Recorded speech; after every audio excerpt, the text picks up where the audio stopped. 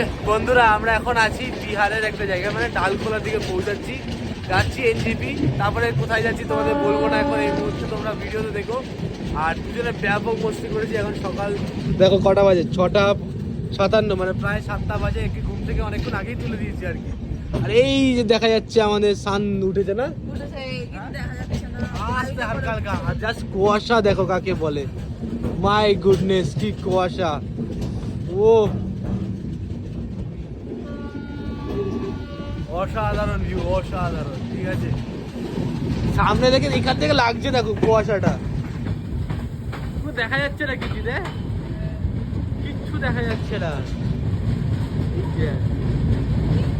কত তারিখ আজকে? আজকে 7 তারিখ।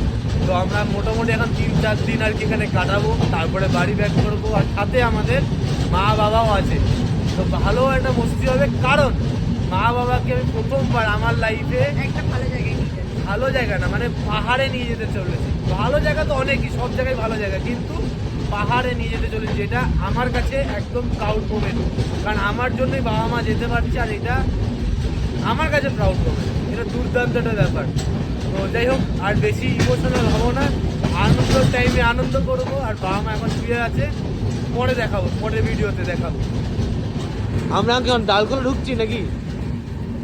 আমাদের ডালখোলা ঢুকবো, তারপর কিশোরগঞ্জ ঢুকবো, তারপরে এনজিপি। কই গেলি? টাটা কর।